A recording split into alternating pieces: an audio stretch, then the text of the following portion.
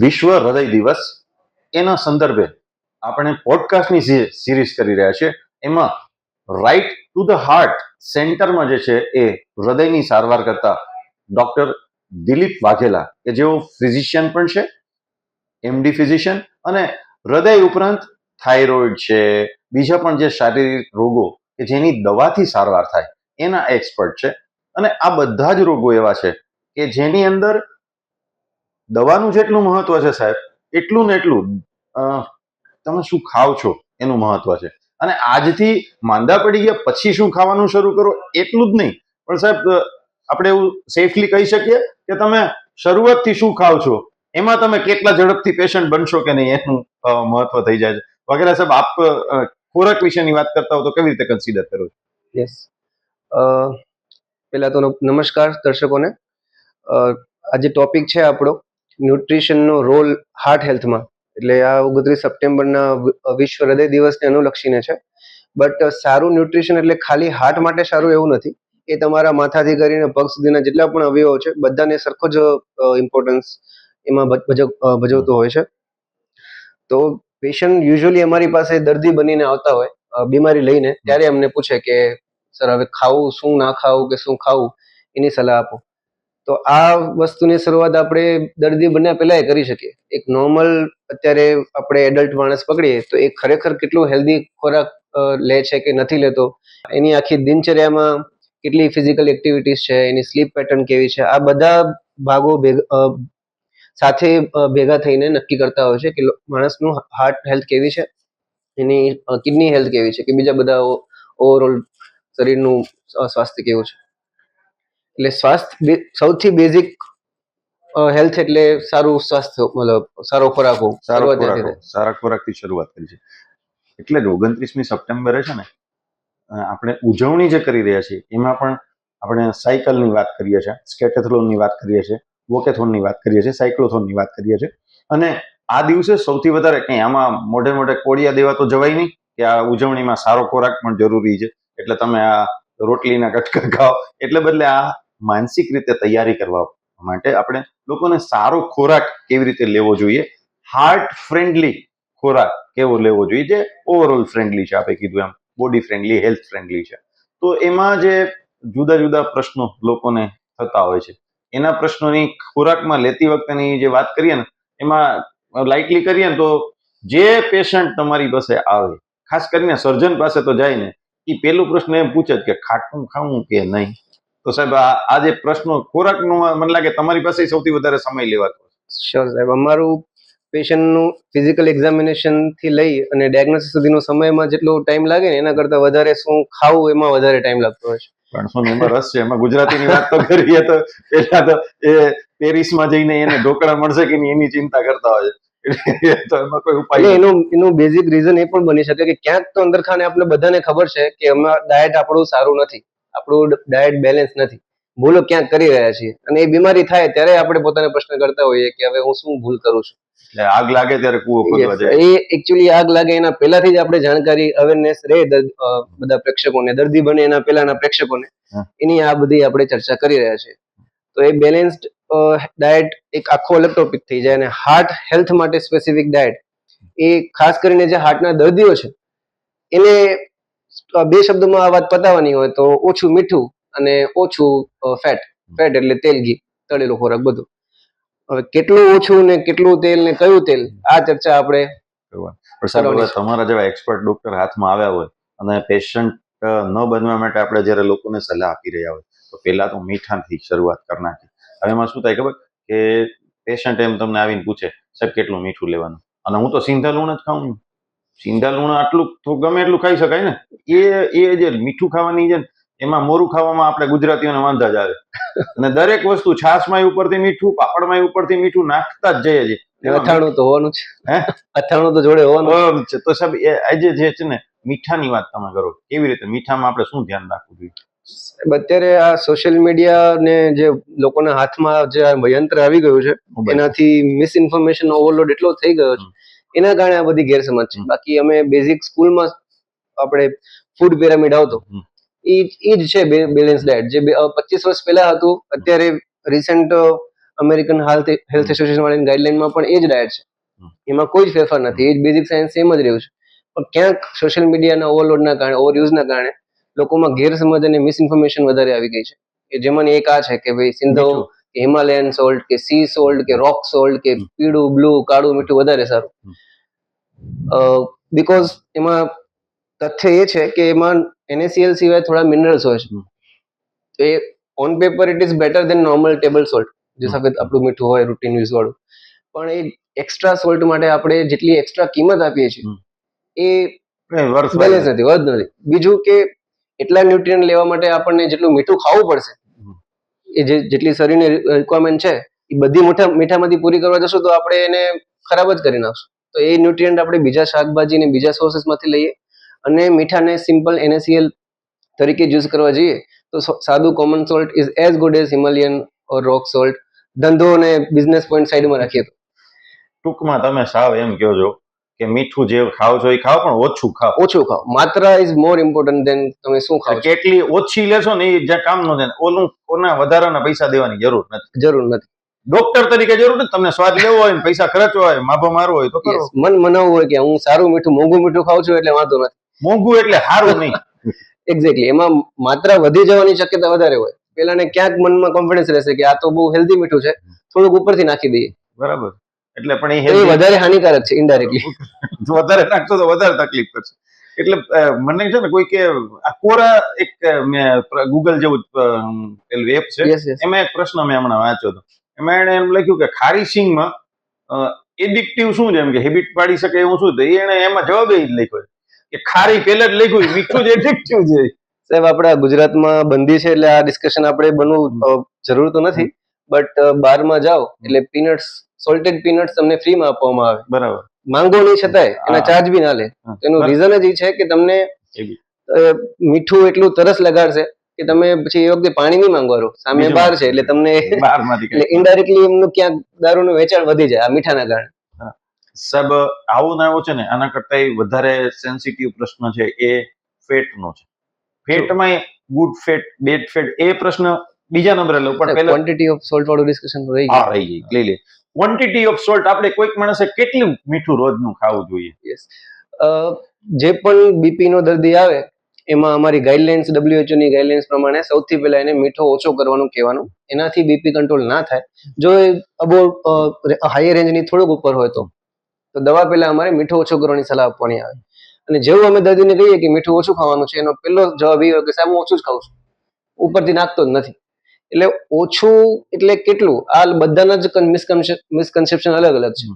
જે રોજ fast food ખાતો હશે, જે રોજ પીઝા અને બધું ખાતો હશે, એને ઘરનું મીઠું ઓછું જ લાગવાનું છે.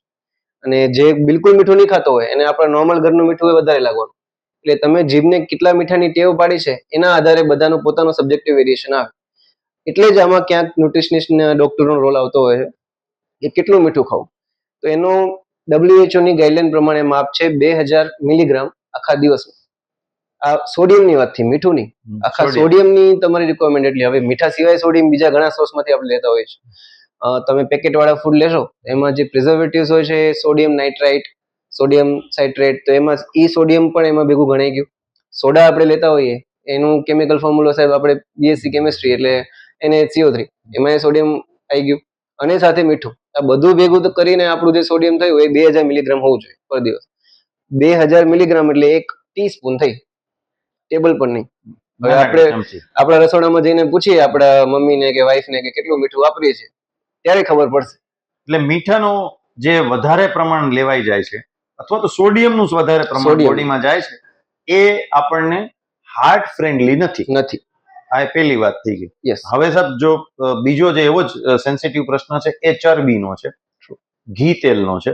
અને ઘી તેલમાં પણ આપણે જાત જાતની માન્યતાઓ ધરાવીએ છીએ કે ભાઈ તેલથી શરૂ કરીએ, કયું તેલ સારું અને કેટલું લેવાનું?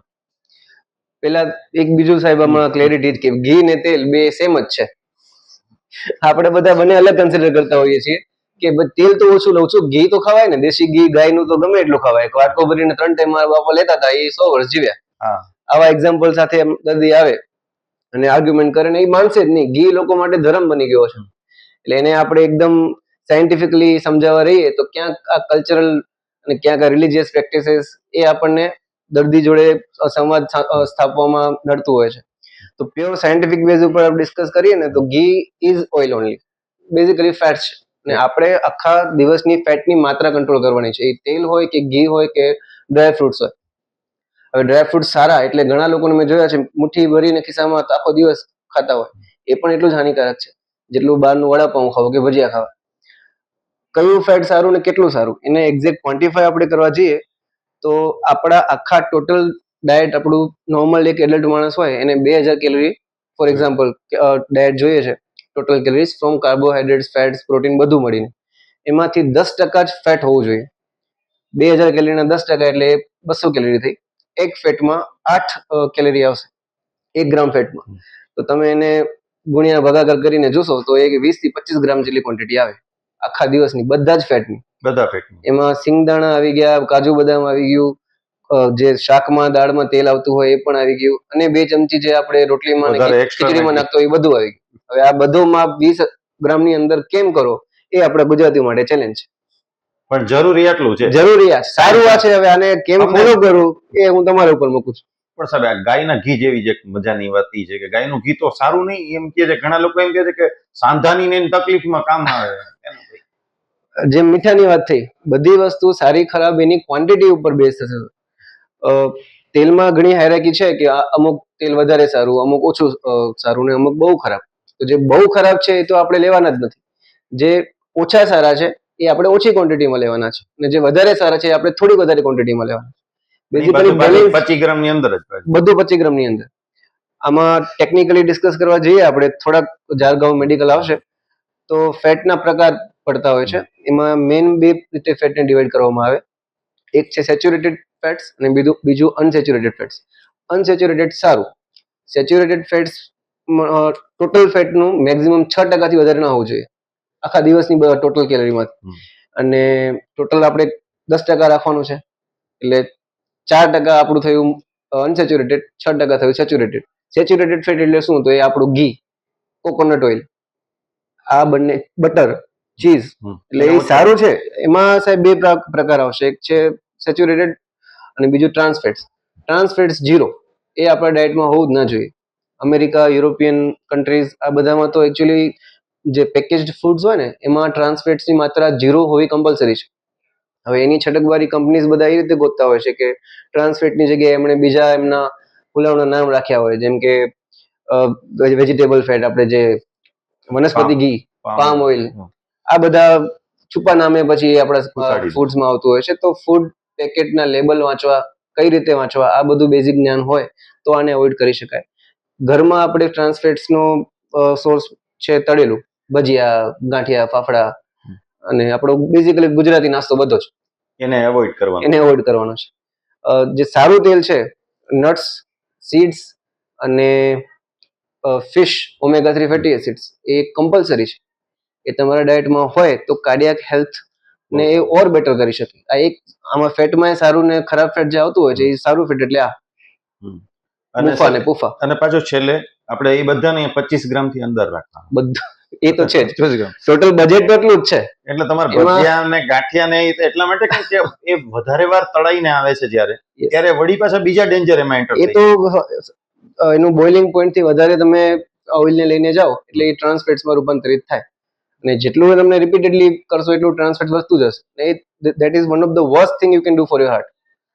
સાહેબ, આજે વિશ્વ હૃદય દિવસ છે, એની પરંપરામાં જે આપણે વાત કરી રહ્યા છે ને પોડકાસ્ટમાં, એમાં એવું સામાન્ય દર્દીઓ જ સાંભળશે એવું નહીં, પણ જે જનરલ પ્રેક્ટિશનર્સ છે, બીજા પણ જે લોકો હેલ્થની સાથે જોડાયેલા વર્કર્સ છે, જેને આ બધી ટર્મિનોલોજીની એ ખબર છે, તમે જે વાત કરી રહ્યો છો એને સમજવા માટેને રિસેપ્શન બરાબર છે, એ લોકો નીચે સુધી આ માહિતી પહોંચાડશે એવી આપણી ધારણા છે કે બાકીના પેશન્ટને પણ એ સમજાવશે. ત્યારે એક એમ કે ને આપણે એક એજ્યુકેશન ઇમ્પાર્ટ કરવાની ટ્રાય કરીએ છીએ, નોલેજને સાદા શબ્દોમાં કર્યું છું, બધી ટર્મિનોલોજી બહુ સાદી નહીં કરી શકાય એમ, બરાબર? તો એ રીતે પણ આપણે એડ્રેસ કરી રહ્યા છીએ. ત્યારે જે બેલેન્સ ડાયટ છે એમાં તમે પ્રોટીનની વાત કરી, પછી કાર્બોહાઈડ્રેટ્સની વાત કરી, ફેટ્સની વાત કરી, એમાં પણ પ્રમાણની વાત કરી. True. અને છેલ્લે તમે બહુ આકરા શબ્દોમાં કહી દો છો કે કેલરી 2000 થી નીચે વાપરવાની છે, નહીં તો સ્ટોર નહીં થાય.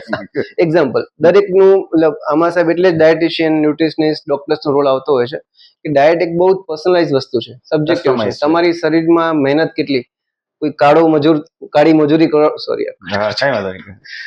કાળી મજૂરી કરવા વાળો માણસ હોય એની ડેલી રિક્વાયરમેન્ટ એક કદાચ વધુ હોઈ શકે. ડેસ્ક જોબ વાળા કરતા ડેફિનેટલી વધારે હોવાની, તો એ 3000-4000 કેલરી ખાઈને પણ એ સિક્સ પેક બનાવી શકે. બરાબર. ઘણા ફોટો વાયરલ થતા હોય છે કે આ ક્યાં જીમમાં જાય છે, મજૂર માણસ હોય અને સિક્સ પેક હોય, તો એની મહેનત એટલી હોય અને એની સામે ગરીબીના કારણે એને ઓવર ઇટિંગનો ઓપ્શન છે જ નહીં. એને જે ખાવા મળશે એ બધું જ વપરાઈ જવાનું છે, એટલે ફેટ ડિપોઝિશન ત્યાં નીકળી જાય. બેલેન્સ ડાયટમાં આપણે હાઈ સોડિયમ આપણા ડાયટમાં છે. આપણા એટલે હું બેઝિકલી જે ભાષામાં વાત થઈ રહી છે રીજનની વાત કરી રહ્યો છું, ગુજરાતી, અને એમાં કચ્છી કાઠિયાવાડી તો થોડુંક વધારે જોઈએ. નમક તો વધારે જ હોય, તેલ ઘી વધારે હોય, અને જે હોળ એ વધારે, પ્રોટીન એ ઓછું છે. ઓછું છે. આ મારા સાહેબ ઘરમાં રોજે લડત છે કે પ્રોટીનને પૂરું કરવા માટે જે મહેનત કરવાની છે એમાં મને હું ડોક્ટર હોવા છતાં મારા ઘરમાં મમ્મીને એમ થાય કે આ શું નખરા કરે છે ડોક્ટર બનીને. સાચી વાત. એટલે પ્રોટીન તમને સાહેબ ગણિત કરીને આપીએ બેઝિક, તો જેટલું તમારું વજન છે ને એટલા ગ્રામ પ્રોટીન ખાવાનું છે. એ કદાચ આપણા રોજ બેરોજમાં મળતું નથી. 100% નથી મળતું સાહેબ. કોઈ આ રૂમમાં બેઠા જેટલા બેઠા છે ને કોઈ નથી ખાતું એટલું, અરે બાપરે. તો ઇન્ક્લુડિંગ ડોક્ટર્સ. Including doctors. એટલે પ્રોટીનની ડેફિશિયન્સી તો કોન્સ્ટન્ટલી આપણે વર્ષોની લઈને ચાલી રહ્યા છે જ. આપણું ઇન્ડિયન ફિનોટાઇપ લીન ફેટ કહેવાતું હોય છે કે ભાઈ હાથ પગ પતલા હોય, પેટ બાર ગુંદાળું હોય, પાછળના ભાગે વધારે ચરબી આવી ગઈ હોય, તો એનું મેઇન રીઝન એ છે કે આપણું મસલ માસ બહુ ઓછો હોય છે અને પ્રોટીન ઓછું ખાય. એનું કારણ પ્રોટીન ઓછું ખાવાના કારણે. તો એક બહુ ઇમ્પોર્ટન્ટ વાત આપે સૌ સહજતાથી કહી દીધી કે આપણે જ્યારે ડાયટ પ્લાન કરીએ છીએ ત્યારે જેને ડિલીટ કરવાની વસ્તુઓ છે એ છે મીઠું છે અને ફેટ.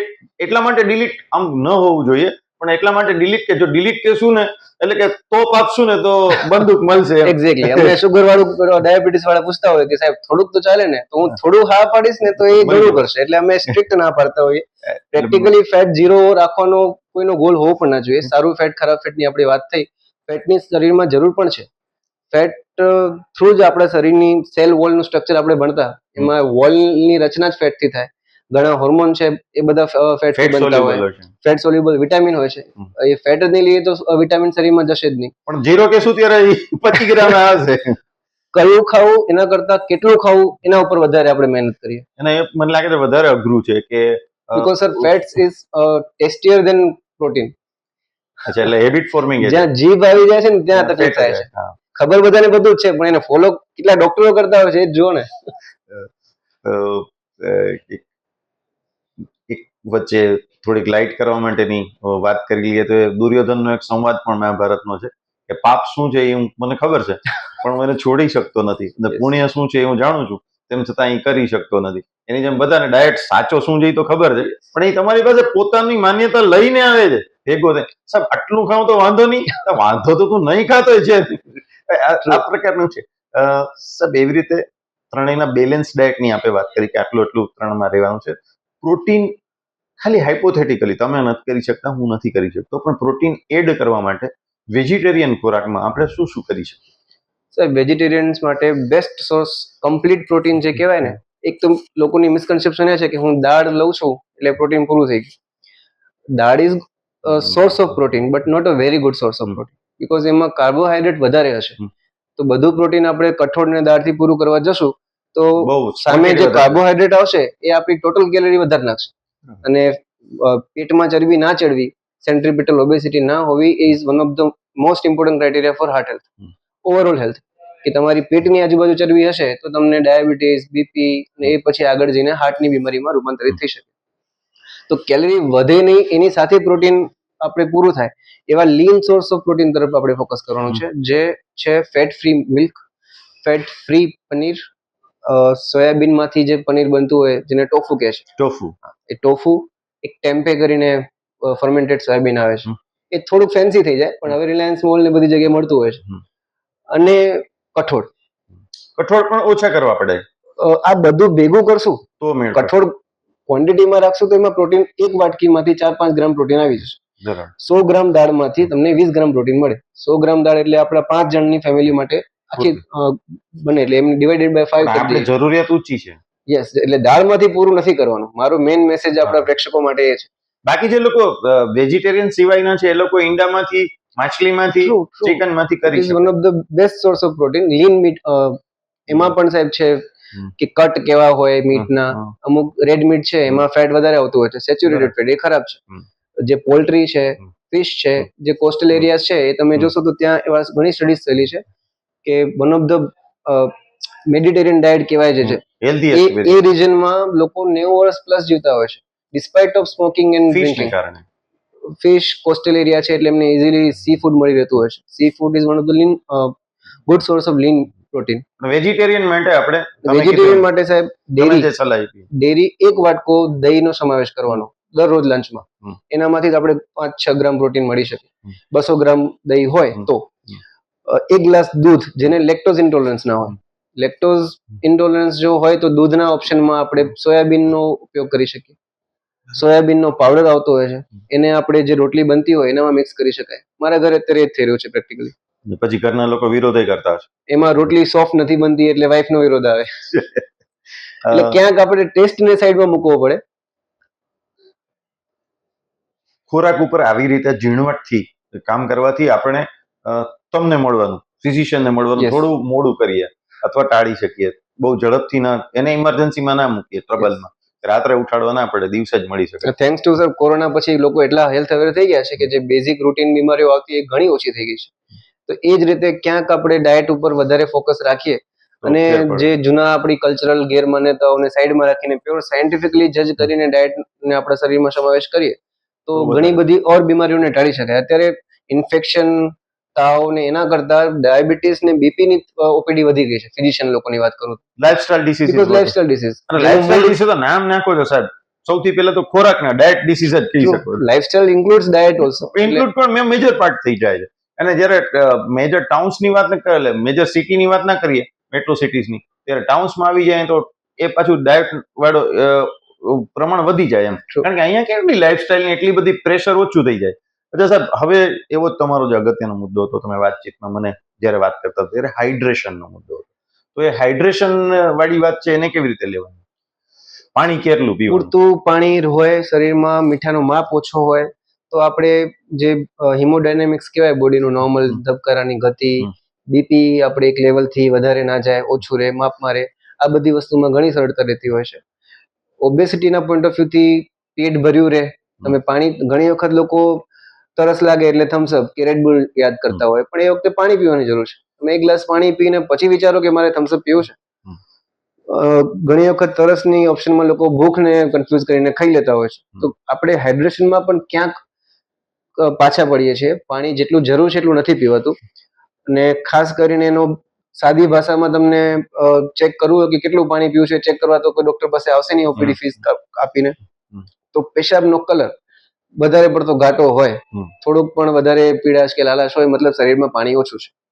ઊભા થઈએ અને તમને થોડુંક આંખે અંધારા આવે, થોડુંક એમ થાય કે આ ઊભું રહેવું પડે છે, શરીરમાં પાણી ઓછું છે. એટલે આ એકદમ સાદી ક્રેમ્પ્સ, જ્યારે મસલ ક્રેમ્પ આવે ત્યારે પણ પોસિબલ. એમાં ખાલી પાણી સિવાય જોડે મિનરલ્સ ને એ બધું પણ ભાગ ભજવતું હોય. બટ જો રિપીટેડલી ના આવતા હોય તો hydration, lack of hydration is one of the reason.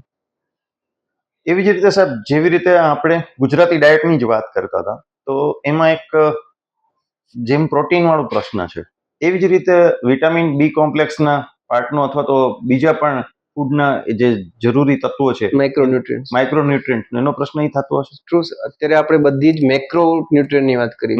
ન્યુટ્રિશનના 2 ભાગ પાડીએ તો મેક્રો ન્યુટ્રિયન્ટ્સ અને માઇક્રો ન્યુટ્રિયન્ટ્સ. મેક્રોને આપણે જો સાચવશું ને તો માઇક્રો ઓટોમેટિક સચવાઈ જતા હોય.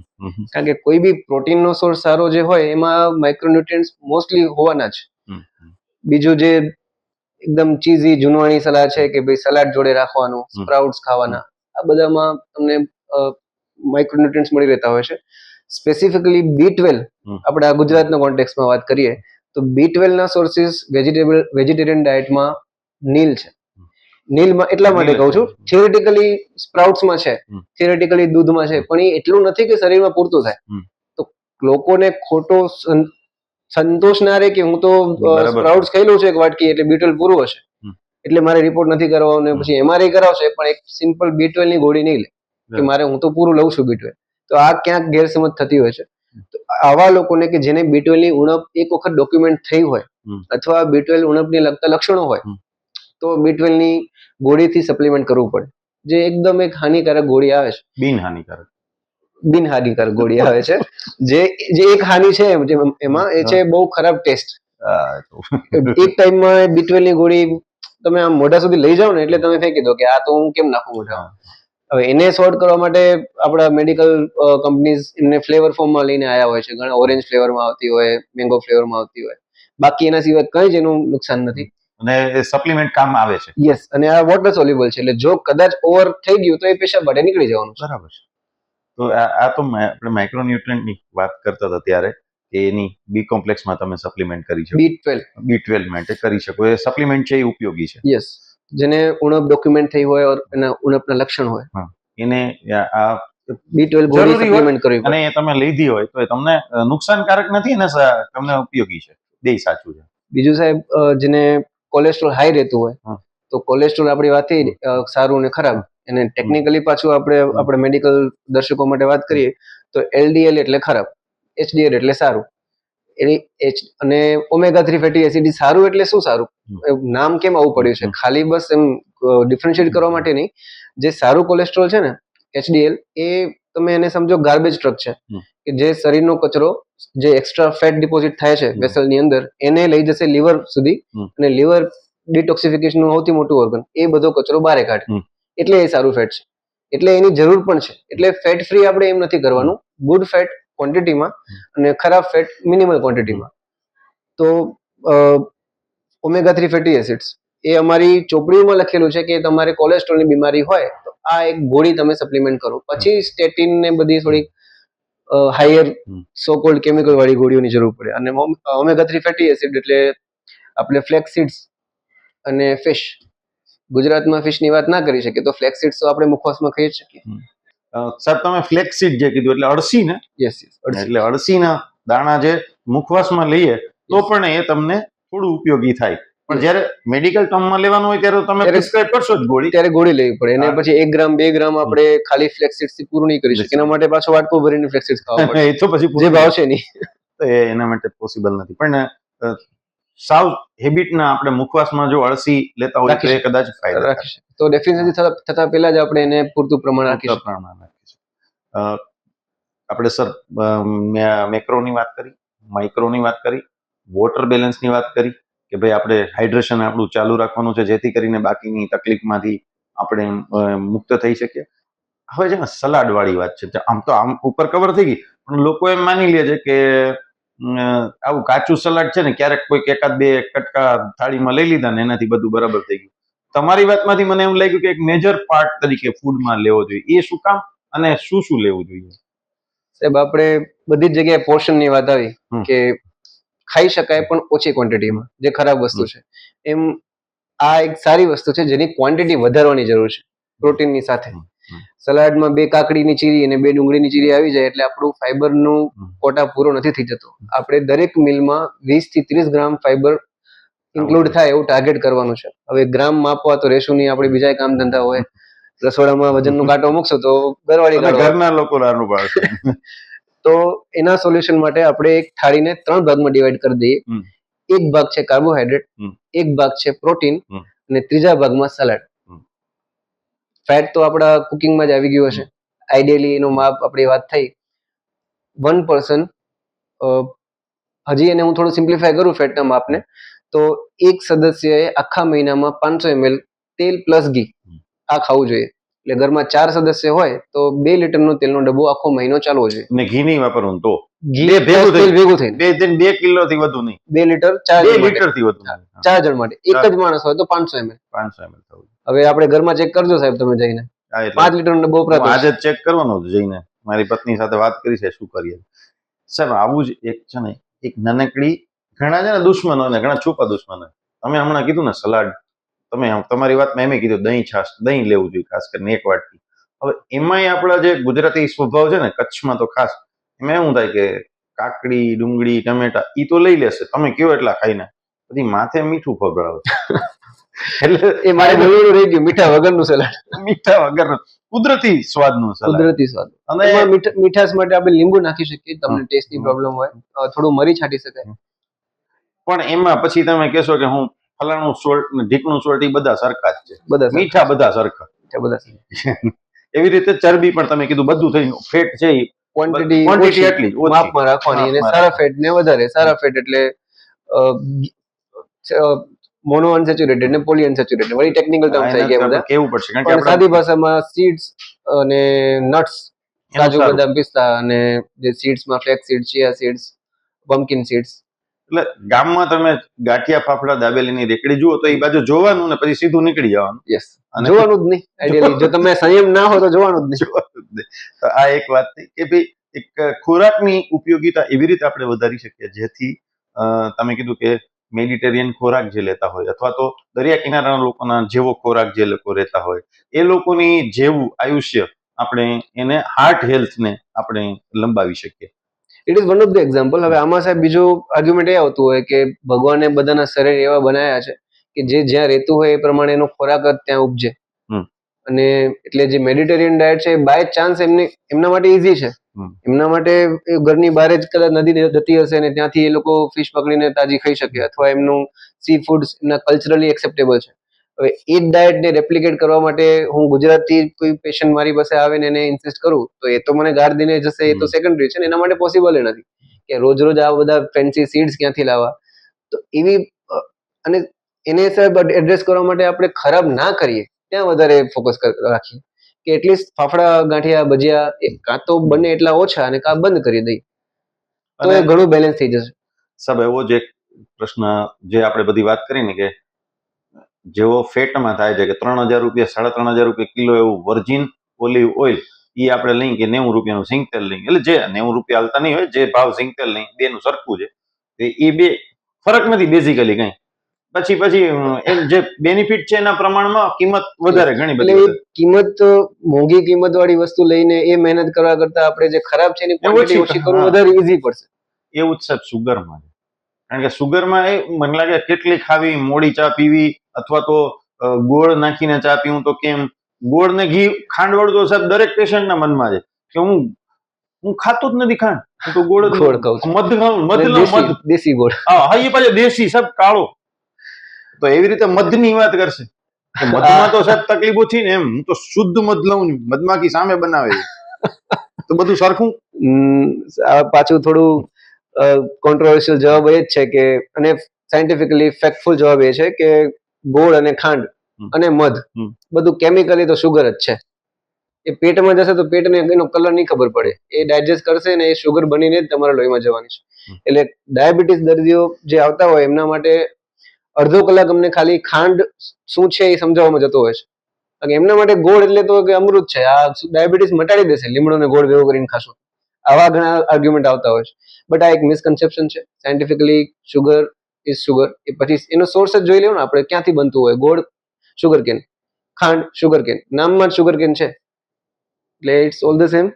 ખાંડ એટલે ખાંડ, જેમાં મીઠાશ છે એ ખાંડ છે, સાદી સરળ ભાષામાં કરીએ. એટલે પછી એમાં તમે કેળું છે એ તમારા જે રોજના શુગર પેલા નાખવું પડશે. બીજું આર્ગ્યુમેન્ટ કુદરતી શુગર ચાલે, તો કુદરતી શુગર ઇઝ શુગર ઓનલી. એ કેળામાં હોય કે ચીકુમાં હોય કે મેંગોમાં હોય, એનો એક્સ્ટ્રા બેનિફિટ એ ખરો કે એમાં જોડે ફાઈબર આવતા હોય છે. તો જે શુગરની સાથે તમે ફાઈબર લો એનું ગ્લાયસેમિક ઇન્ડેક્સ કરીને જે વસ્તુ આવે કે જે તમારું ઇન્સ્યુલિન, ડાયાબિટીસ સ્પાઇક ના આવે, હા, એ ઘટાડી શકાય. અને સુગર જયારે વાત કરીએ છીએ ત્યારે મને લાગે તમે જે નામ લીધા ને, કોકા કોલા, ફેટ, જે બધા કોઈ પણ કોલાસ છે, કોઈ પણ એમાં આપણે કહીએ એ બધા સૌથી ડેન્જરસ ઝોનમાં. કોન્સન્ટ્રેટેડ શુગર ઇઝ મતલબ ધી વર્સ્ટ પોસિબલ શુગર, કારણ કે એ ઓછી માત્રામાં તમે બહુ બધી લઈ શકો. એ કોકા કોલાની શુગર તમારે ખાવી હોય તો પ્રેક્ટિકલી ઇમ્પોસિબલ છે. ગમે એટલે લાડવા ખાઓ એટલી પૂરી નહીં થાય, પણ એ મેલ્ટ કરેલી મેપલ સિરપ એ બધું બહુ જ ઓછી ક્વોન્ટિટીમાં બહુ બધી શુગર તમે લઈ શકો. એટલે અને પછી એનો સ્પાઇક મોટામાં મોટો હોય. અને જે તમે ડાયાબિટીસના પેશન્ટ માટે એમ કહો કે સ્પાઇક તો ન જ, ગ્લાયસેમિક ઇન્ડેક્સ જેનો આવો હોય તો એમાં તો અડી રહી જાય, તમને હેરાન થઈ જાય, હેરાન કરી નાખે. આપણે વાત કરી રહ્યા હતા એમાં સાવ આપણે એને સમાપ્ત કરીએ ને તો આપણે ખોરાકના 3 મેજર ફેક્ટર્સ, કાર્બોહાઈડ્રેટ્સ, ફેટ અને પ્રોટીન, એની પણ ઇમ્પોર્ટન્સની ને સોર્સિસની વાત કરી, માઇક્રોન્યુટ્રિયન્ટ્સની વાત કરી, હાઇડ્રેશનની વાત કરી, અને કેટલાક જે ડેન્જરસ વસ્તુઓ છે એને અવોઇડ કરવાની છે, લગભગ અવોઇડ કરવાની છે. એમાં મીઠું છે, એ સુગર છે, એની પણ વાત.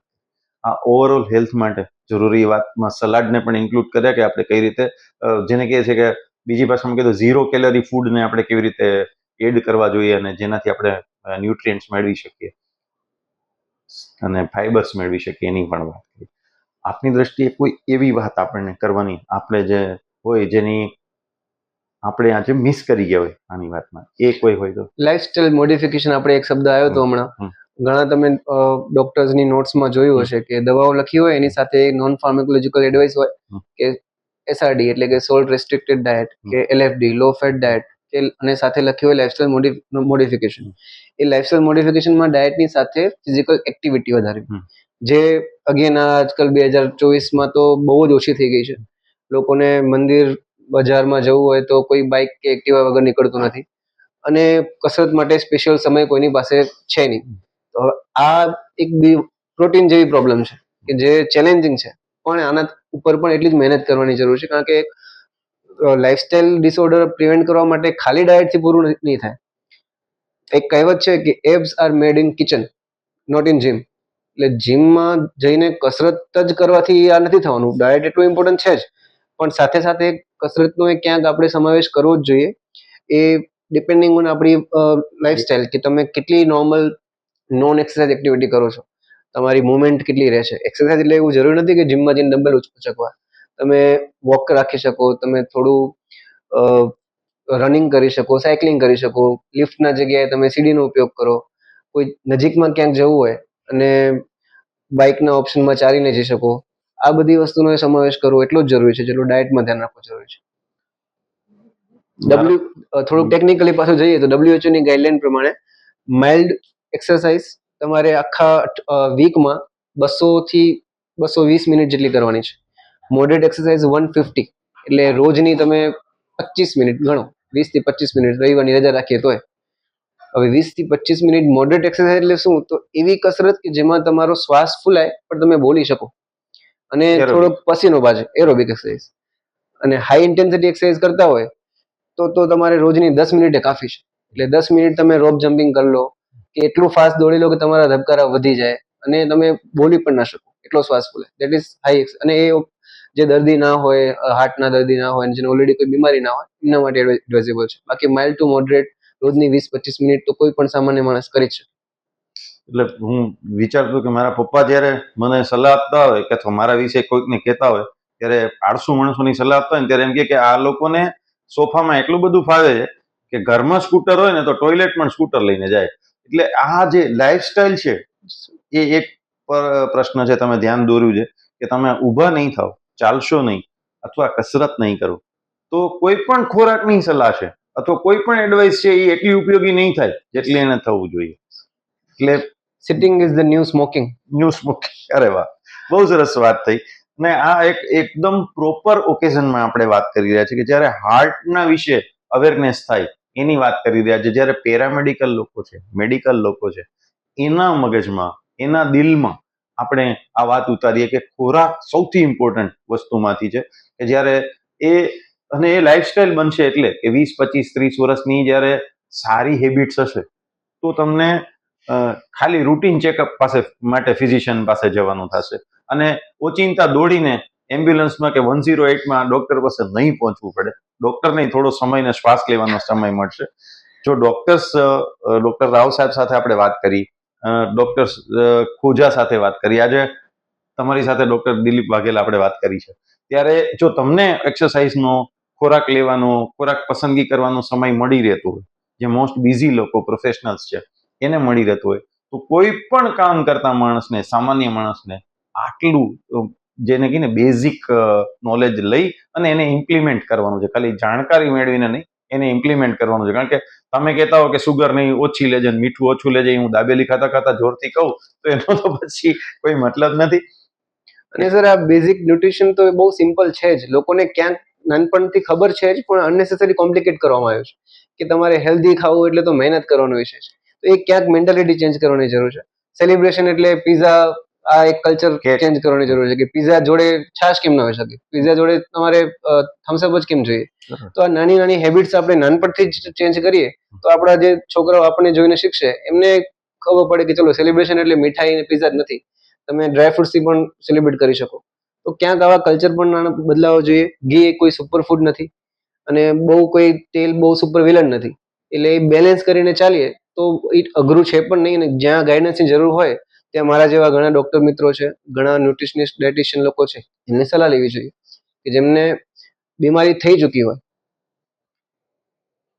અને આપણે જે વાત કરી છે એ બંને લગભગ ઇમ્પ્લિમેન્ટ બંને સરખું જ લાગે છે. એ કોઈકને એક હાર્ટ એટેક આવી ગયો હોય પછી પણ લગભગ આ જ સલાહ દેવાની છે. Yes. અને હાર્ટ એટેક નથી આવ્યો ને 15 વર્ષનો યુવાન છે એને પણ 15-16 વર્ષનો કિશોર છે એને પણ આ જ સલાહ દેવાની છે. અને સર હાર્ટ એટેક પેલા ઓબેસિટી આવશે ને ઓબેસિટી પોતે એક બીમારી છે જેના માટે પણ ડોક્ટર પાસે જવું જોઈએ જોવું જોઈએ. કે તમારું એકચ્યુઅલી ઓબેસિટી કેટલી, બીએમઆઈ કેટલું, એના આધારે તમારું ટ્રીટમેન્ટ પ્લાન નક્કી થાય, ડાયટ પ્લાન નક્કી થાય. અમુક ગોળીઓ આવે, જો બીએમઆઈ મોર્બિડ ઓબેસિટીમાં પેશન્ટ હોય 30 થી વધારે હોય તો પછી એમાં ગોળીનો પણ ઉપયોગ લેવો જોઈએ. એટલે એ બધા ઓપ્શન્સ હોય પણ એ પછી એના માટે ડોક્ટરને મળવું જરૂરી છે. એ જનરલ ઓડિયન્સ માટે આપણે એડવાઇસ ના આપી શકીએ. પણ એક બાજુ જેને કહીએ ને કે વેસ્ટર્ન ઇમ્પેક્ટ જે છે કે જેની આપણે ખોરાક ઉપર ને એના પર અસર થઈ છે એ પણ વોટ્સઅપ યુનિવર્સિટીમાંથી આપણા સુધી પહોંચી જાય છે.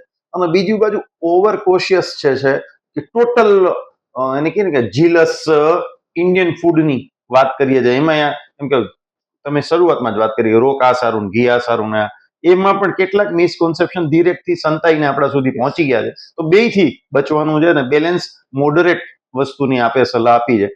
તો એ આજે જે આપણું ટોપિક છે જેના સેલિબ્રેશનમાં આપણે બેઠા છીએ એમાં હાર્ટ અવેરનેસને આપણે લઈ જવી છે. વિશ્વ હૃદય દિવસ વખતે આપણે એની વાત કરીએ છીએ કે લોકો પોતાના હૃદય માટે કેવી રીતે જાગૃત થઈ શકે. એમાં આપણે એકવર્ડ હોસ્પિટલ તરફથી કેટેથલોન કરી રહ્યા છીએ, વોકેથોન કરી રહ્યા છીએ, સાયક્લોથોન કરી રહ્યા છીએ. આ ત્રણેય ઇવેન્ટમાં ખૂબ મોટી સંખ્યામાં ભાગ લોકો લઈ રહ્યા છે. 10,000 થી વધારે લોકો એમાં ક્યાંક ટોટલમાં ભાગ લેશે અને એ એકબીજા સુધી મેસેજ પહોંચાડશે. પણ એ મેસેજ કયો, જે મેસેજ પહોંચાડવાનો છે એ રાઈટ મેસેજ તમે ડોક્ટર દિલીપ વાઘેલા અત્યારે આપ્યો છે કે આ મેસેજ આપવાનો છે. કસરત કરો, ખાવામાં ધ્યાન રાખો અને હેબિટથી મુક્ત રહ્યો, વ્યસનથી મુક્ત રહ્યો. આ ટોટલ આપણો 3 મેસેજ છે. અને હૃદયોત્સવના જે ભાગમાં સ્કેટેથોન સાયક્લોથોન છે એમ સાથે એક ફૂડ પેકેટ પણ આપવાની અમારી હમણાં પ્લાનિંગ થતી હોય છે, ત્યારે વાત ચાલતી હતી. તો કદાચ ગયા વર્ષે કંઈક ફ્રાઈડ ફૂડ પણ હતું, ગાંઠિયા ફાફડા સમથિંગ. આ વખતે એ પણ ચેન્જ કર્યું છે. આ વખતે આપણે સ્પ્રાઉટ્સ રાખ્યા છે. એટલે અમે જે બોલી રહ્યા છીએ એ preach, we are practising what we preach. અરે તો એ જે તમે સલાહ આપી છે એ સૌથી પહેલા તો મને જ અત્યારે મારા કાન સુધી પહોંચી છે એટલે હું એનો અમલ જરૂરથી કરીશ. જેટલો થઈ શકશે એટલો નહીં, ટોટલ ટ્રુ સ્પિરિટમાં. કારણ કે આમાં ઓછું ચાલે એવું નથી. 100% ઓછામાં પાસ ના થઈ શકાય અને નહીંતર વહેલું મોડું ક્યાંક તમારી પાસે બેસવું પડે અને એ બીજી સાઈડમાં હેલ્થ આખી સ્પેક્ટ્રમ છે ને એમાં આપણે ક્યાં છીએ એનાથી આગળ વધવાનું છે. કોઈ પરફેક્ટલી હેલ્ધી ઇન્ડિવિડ્યુઅલ તો કોઈ પોસિબલ જ નથી. આપણે એટલીસ્ટ જે હમણાં છીએ એનાથી કાલે વધારે બેટર કરીએ. આજે ફાફડા ગાંઠિયા રોજ સવારે જોઈએ છે તો એ બંધ કરીને શરૂઆત કરીએ. બધું ભેગું કરવાની જરૂર નથી. જે ઓલરેડી બધું બહારનું ના ખાતા હોય એને થોડુંક એક્સ્ટ્રા જઈને તેલનો માપ ઓછો કરીએ, ઘરના તેલ, સારા તેલનો પણ માપ ઓછો રાખીએ. એટલે એ સ્પેક્ટ્રમમાં આપણે આગળ વધી, સારા હેલ્થ તરફ વધારે આગળ વધી. ક્યાંક પુનરોચ્ચાર થયો હશે, રિપીટેશન થયું હશે વાતમાં, પણ એ મને લાગે જરૂરી છે. અને એ તમામની સાથે આજે આ હાર્ટ હેલ્ધી ફૂડની વાત, ન્યુટ્રિશનની વાત અહીંયા આપણે પૂરી કરીએ. તમારી સલાહ ખરેખર એક પેશન્ટ તરીકે મને કામ લાગી છે. કારણ કે મને તમારા પાસે મોડામાં મોડું આવું છે એટલે તો એ માટે હું આપનો ખૂબ ખૂબ આભારી છું અંગત રીતે પણ. અને હું આશા રાખું છું કે જે લોકો આ પોડકાસ્ટ જોઈ રહ્યા છે એને કંઈક ને કંઈક મળ્યું છે. તો એની ફી તમારે એટલી ચૂકવવાની છે કે તમારે બીજા લોકોને આ સંદેશો આપવાનો છે. ખૂબ ખૂબ આભાર, ધન્યવાદ. Thank you.